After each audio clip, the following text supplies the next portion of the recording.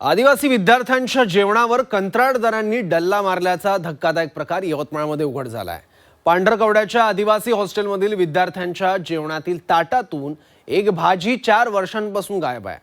कळस म्हणजे तिथे जेवण पुरवठा करणारा माणूस हा रोजंदार असल्याची माहितीही समोर आली आहे। आदिवासी विकास मंत्र्यांच्या जिल्ह्यात अनागोंदी। आदिवासी मुलांच्या हॉस्टेलवर रोजंदारांकडून जेवण पुरवठा। भाजपा आमदार राजू तोडसाम यांच्याकडून पर्दाफाश। आदिवासी विकास मंत्री अशोक उईके यांचा गृह जिल्हा यवतमाळ आहे। या यवतमाळ जिल्ह्यातल्या पांढरकवड्याच्या आदिवासी मुलांच्या हॉस्टेलमध्ये अनागोंदी माजल्याचा आरोप होतोय। भाजपा आमदार राजू तोडसाम यांनी पांढरकवड्याच्या हॉस्टेलला भेट दिली। हॉस्टेलच्या जेवणाची तपासणी केली।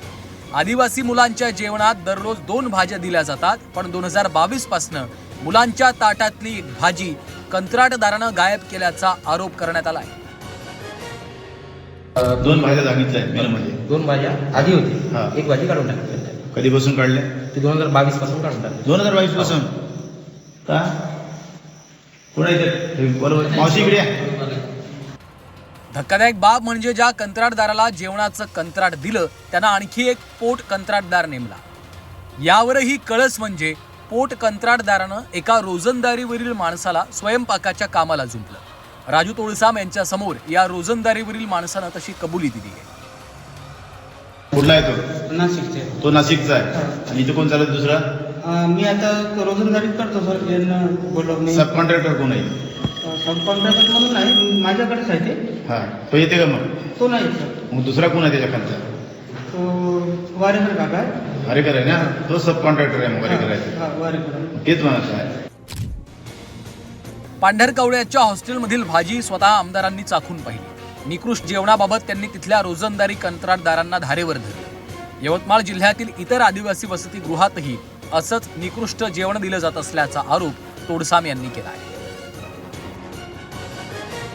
साधारणतः मूळ ठेकेदार आणि सब कॉन्ट्रॅक्टर या दोघांच्या असे एकच वसतिगृह नाही, पांढरकवडाच वसतिगृह नाही, तर पांढरकवडा वसतिगृहासारखं पांढरकवडा असेल, कडम असेल, राडेगाव असेल, झरी असेल, मारेगाव असेल, उमरखेड असेल, यासारख्या टोटल वसतिगृहामध्ये साधारणतः ही सारखीच परिस्थिती आहे।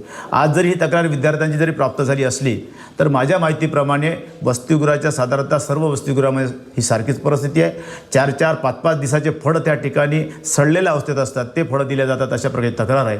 त्यामुळे जो कोणी कॉन्ट्रॅक्टर असेल त्या कॉन्ट्रॅक्टरवर कारवाई करण्याच्या संदर्भात माननीय प्रकल्प अधिकारी, माननीय ATC आणि माननीय मंत्री महोदय यांना मी या बाबतीत सूचना करीन, त्यांना पत्रव्यवहार करीन आणि तात्काळ विद्यार्थ्यांना चांगलं भोजन कसं देता येईल, त्यांना सकल भोजन कसं देता येईल, पोटभर अन्न कसं देता येईल, त्यासाठी नक्कीच आपण प्रयत्न।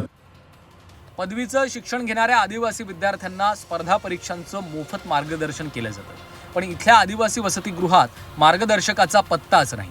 जी पुस्तकं अभ्यासासाठी दिली जातात ती जुनी आहेत असा आरोप केला जातोय। पासून आम्हाला काय ना काय कलेक्टर किंवा अध्यक्ष बनायचंच आहे, पण आम्हाला ती मार्गदर्शनची पुस्तकं आणि आजपर्यंत हॉस्टेलला मार्गदर्शकच नाही सर। आणि मग आमचं फोकस आणि आमचं गोल काय हे आम्हाला आजपर्यंत माहित नाही सर। फक्त आम्हाला एवढं माहित आहे इथं आम्ही फर्स्ट इयर सेमिस्टर काढा आणि डिग्री घ्या आणि घराकडे जा सर। असं थोडी चालणार आहे सर। आम्हाला काय ना काय बनायचं आहे ना, पण आमच्याकडे पुस्तकं नाही सर, आम्ही कसं काय करू? आणि आम्हाला कोणी मार्गदर्शन नाही सर।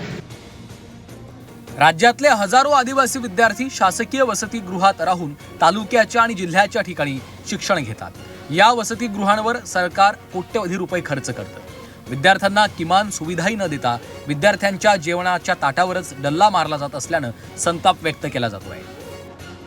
श्रीकांत राऊत, झी 24 तास, यवतमाळ।